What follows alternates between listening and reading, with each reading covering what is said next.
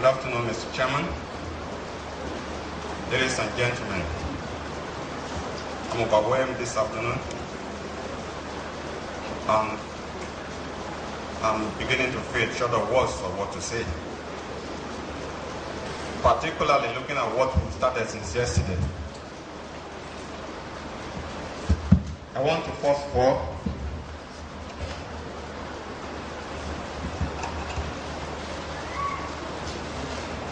again recognize the presence of the Pro-Chancellor and Chairman of Council, who incidentally is the Chairman of this opening ceremony, Chief Ayinde Osayemi, MON. And I want to say with emphasis at this point, although this has not been stated since yesterday, this is the first of this kind of honor to the alumni. The past presidents are here. This is the first time that we're having the Chairman of Governing Council being part of us in our program. I want to thank you, sir. Of course, the amiable Vice Chancellor, Professor Obi Oyewole. Thank you, sir. I was thinking the principal officers would be around, but in the essential, I still want to recognize them, the Dean and Director, professors here amongst us, some of whom are my teachers, here seated, the National President of the Alumni Association, Professor Sani, national officers, and members of NEC. Of course, the Pioneer President, my very good friend, Dr. Adebayo, the immediate past National President. I think I should add S there to cover Dr. Ayinde too. Chairman of my branch, with bias, I want to single you out, and also chairman of other branches of this alumni, fellow alumni and alumni, great FUNAABites, gentlemen of the press. I can see some of them at the row, at the back row, represented by Mr. Depoju. Ladies and gentlemen, the theme of this convention, and of course, which is the title of this lecture, is Strategizing the Alumni for Sustainable University Development. Again, at this junction, I looked at what we started yesterday, the comments that we've been hearing, even to the point of the drama, the MC's comments, the Pro-Chancellor's address, and the Vice-Chancellor's address. And I'm tempted to feel that they have already revealed the content of this lecture. However, I'm encouraged to continue because I feel that where truth is, it can be said at different points and it goes to mean the same thing. On this journey, through this lecture, I'll be guided by this outline, throwing some light back at the history and taking a very flash look at FUNAAB 25. Then the journey of the alumni so far. Of course, we will dwell also in sustainable development of the university, development and alumni relation, and propose a new era of the alumni. And of course, we have heard many things about where and how we can help. And I believe that suggesting about fundraising programs is also top priority in this lecture. I then now make my conclusions and then make some suggestions. It is with gratitude to God Almighty that I stand before this august audience to deliver this lecture, the 15th in the series of the alumni lecture. This lecture is so special to me in several ways. One, I'm only privileged to be the lecturer today. Of course, I've argued that I'm not a guest lecturer. I am an indigenous lecturer. And therefore, I look around this hall, I can see many more important people than myself here. And for me to be called upon to take this lecture, I'm only privileged. And I want to thank my president. On a second note, The fact that this lecture is coming up as part of, even though the leader has told us the other things that are done for the alumni, I believe this is also, it's starting the 25th anniversary of the university, and therefore it's special for me. Again, like I said earlier on, that the Pro-Chancellor is personally seated. I think I cannot be less lucky. I want to thank you again, sir. And on this note, I want to express my unreserved appreciation to NEC for approving that I deliver this lecture. Mr. Chairman, ladies and gentlemen, permit me proudly to let us know that the alumni lecture is not an inaugural lecture. It is a public lecture, that it is designed to throw some light on topical issues that alumni felt should be discussed in the area of the management of the university system, first and foremost, and then because we are designed or created to have a satellite on agriculture, I believe too that our lecture series is also touched on agricultural and educational sector, and beyond that, look at the general Nigerian society. And that is why I key to where the VC said that the FUNAAB graduates will start taking positions, political positions of responsibility. I think at the very highest level.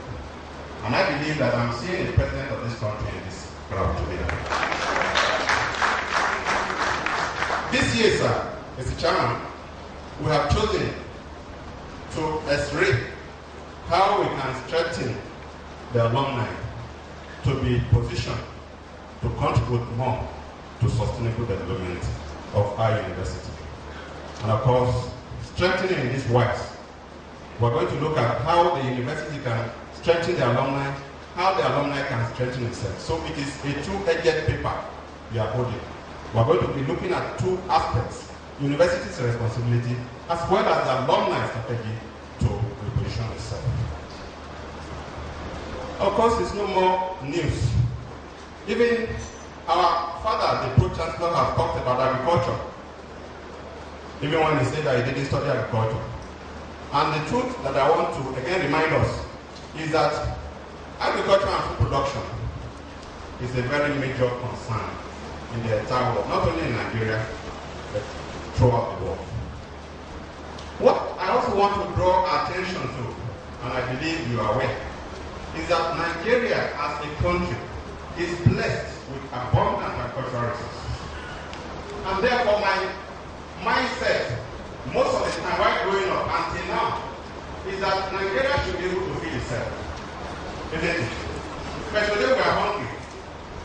We are hungry. Majority are hungry. We may not know how many people die in the hospital because of starvation. We will only hear that they are sick and they are dead. But something led to something. And it might be because we are not fed properly. But again, my concern is that shouldn't we feed Nigerians as well as the poor countries surrounding us? Well, we might just be thinking, why is this important? It is important to me because we are aware of the attention of government to what they call political security challenges in the north. And we know that the insurgents of Boko Haram is influenced by people from the surrounding neighboring country. And I believe that if we have provided enough food for ourselves and to take care of the poor people around us, I think some of these problems would have been solved naturally. And therefore, I begin to wonder, just like other authors, like Professor Sani seated here, and our teacher, Professor Okune, have lamented that Nigeria have not done very well in terms of agricultural performance. And therefore, I feel that it is something I should bring to our attention again. I know you know, but it's just to remind you. You just said that where am I going? I'm to talk about strategizing the alumni for university development, but I have to provide a background. And I want to say, even though I wasn't born 48 years ago, but I had, and most of us in this hall also knew, that Nigeria was far better 48 years ago than we are today. Largely because we were basing our economic development on agriculture. At this time, just like Pro-Chancellor again said, that some of them were educated from cocoa money. And when you go through Dubai, you can see Cocoa House, isn't it? The truth is that if you don't go inside, you will not even know the beauty of that Cocoa House. It's a massive building. But beyond that, we have lecturers. Some of our lecturers in this university have told us in the past that if it were not for cocoa money, they wouldn't have been educated.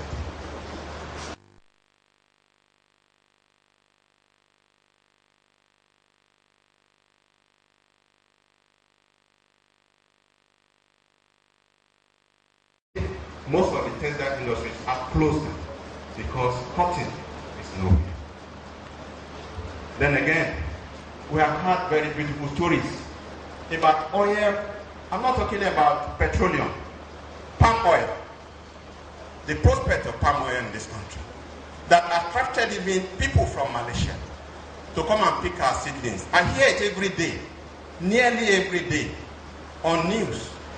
But the story is that they came to our seedlings that were very good, and we that gave them the very good seedlings are nowhere today. Again, the question is that, yes, with all this, Nigerians will feel very well. At that time, I mentioned 48 years ago.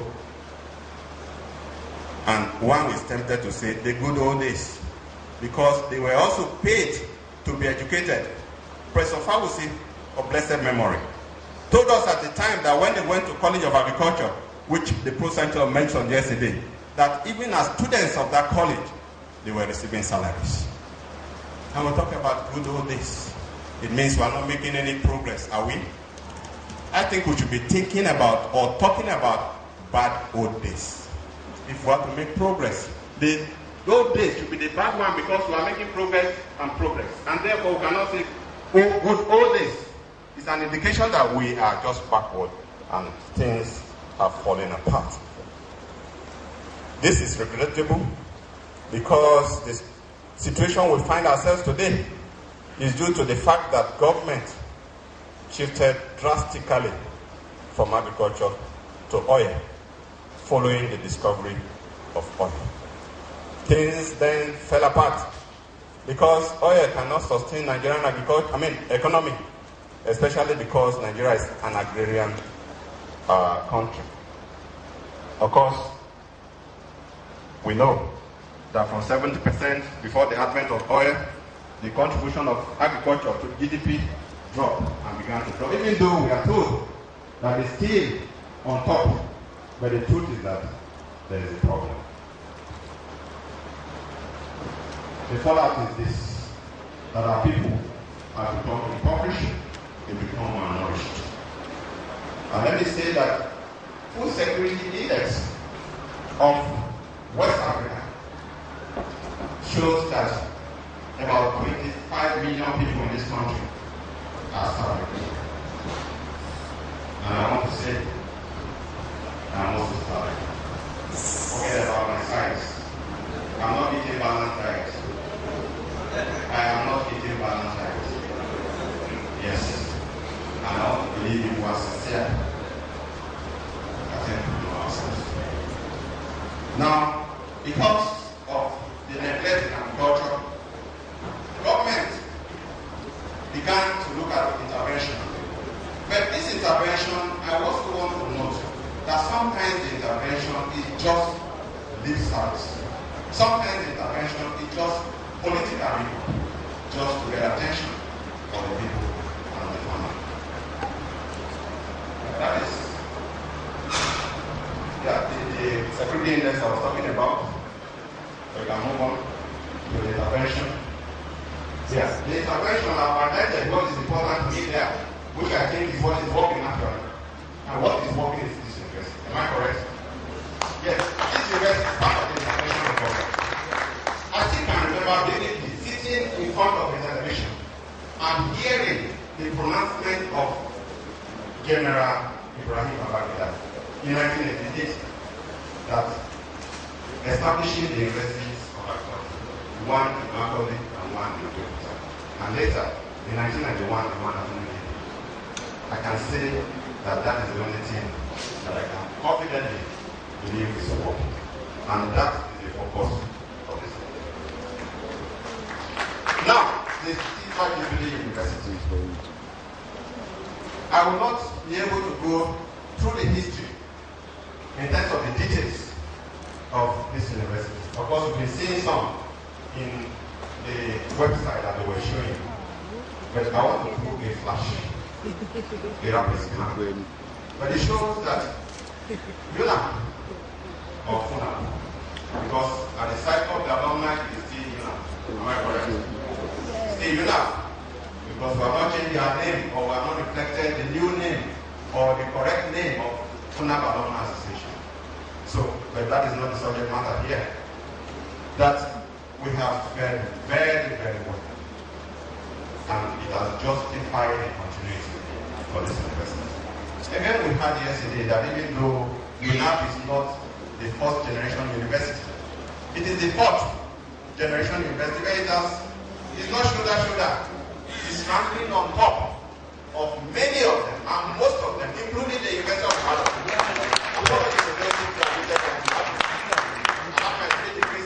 proud to be a FUNAABite.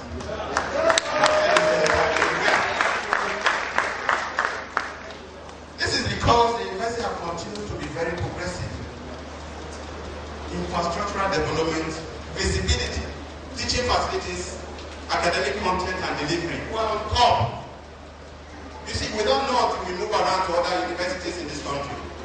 You just feel proud to be a FUNAABite. Because you see the progress we have made there, and you can compare it with what our body progression that we are making in our universities.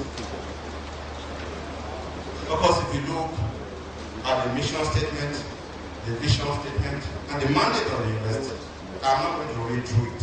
But the truth is that what I highlighted there is about sustainable development as captured in the mission of the university. So I'm not talking about anything new today. It is part of the mission statement of the university. The only thing I want to draw attention is how do we as alumni and as the university help the alumni to be able to play a role in this regard.